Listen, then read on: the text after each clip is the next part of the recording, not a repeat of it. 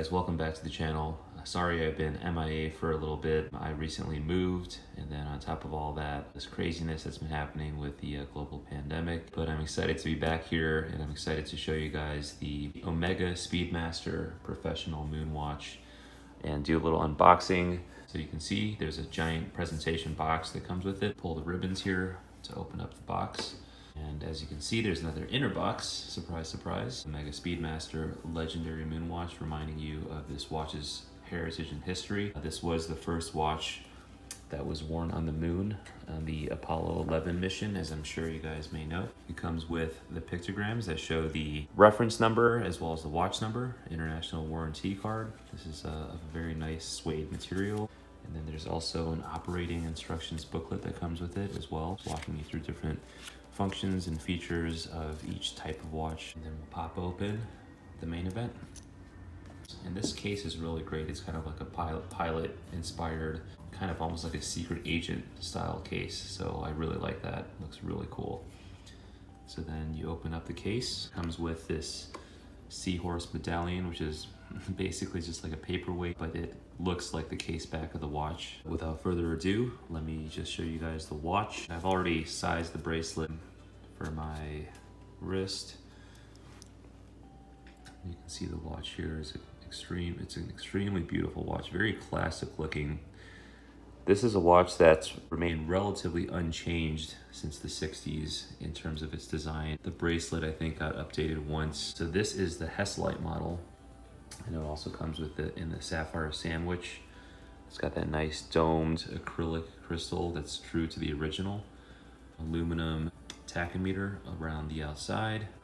Now the movement, the caliber that's driving this watch is a manually wound Omega 1861, the base Lamania 1873. The power reserve is 48 hours. It's water resistant up to 50 meters. This 1861 is actually based off of the 861, which itself is kind of a descendant of the 321, which is the original movement that was on the Omega Professional reference 105.012 that actually made it up to the moon. I think there was another one that was reference 145 as well. This is the closest, I guess, living descendant to the original Moonwatch.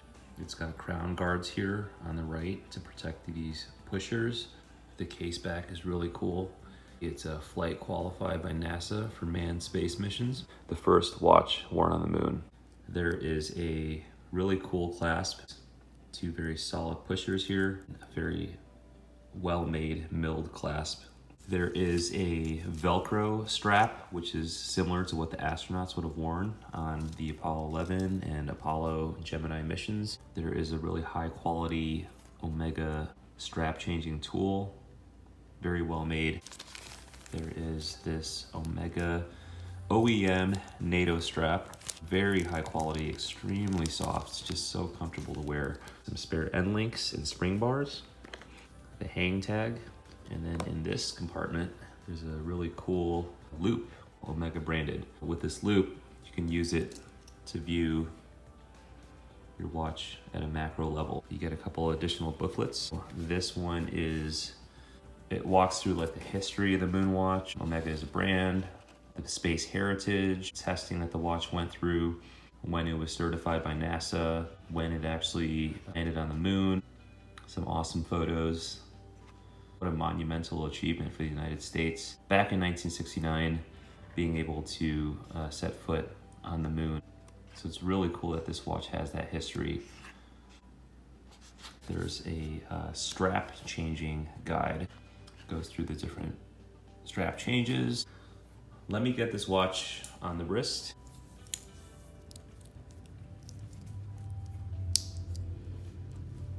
So it wears very beautifully on the wrist, extremely well proportioned. The bracelet is very comfortable. The lug distance here is 20 millimeters. The diameter of the case is 42 millimeters. The thickness of the case is about 14 millimeters. It wears very well on the wrist, very comfortable. This is a Chronograph Pusher. You press the top button to activate the chronograph. This seconds hand will show you how much time has elapsed. The tachymeter will show you the speed traveled amongst a set distance, which is a mile or a kilometer. You can see it's just having that smooth sweep all around. Minute counter here at the 3 o'clock, and then an hour counter at the 6 o'clock. The 9 o'clock register shows you the passing seconds. You'll be able to see the minute tracker here flip to the first position as we approach a minute.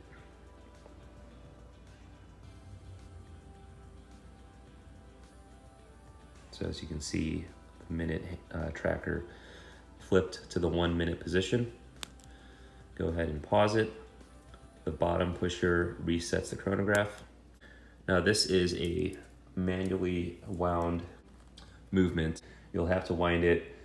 I usually wind it about every 24 hours. The power reserve is 48 hours. So the winding movement is very smooth. You can see there's a signed Omega logo on the crown. So very smooth, very nice clicks. Let me pop up a loom shot real quick. Very legible, very easy to see in low light conditions.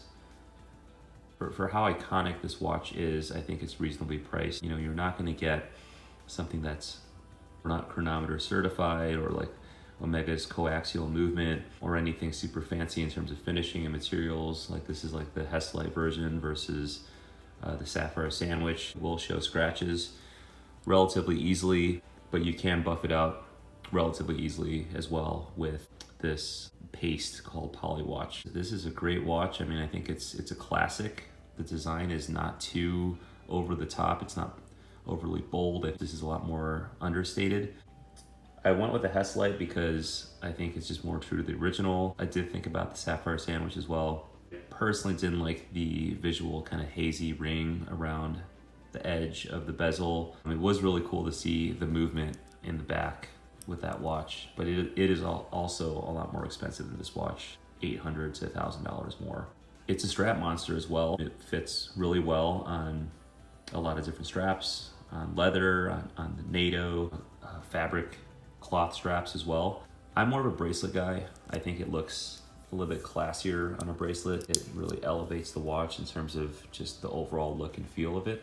Let me know what you think. This is a really beautiful watch. If you're in the market for a watch around this price range, this one retails for $5,000, but you can find it on gray market dealers for about $4,000. You can work with ADs to get you a decent discount. I hope you guys enjoyed this video. Leave me some comments and questions about this watch. Thanks again, guys. Be sure to hit the like button and subscribe, and I'll catch you in the next one. Cheers.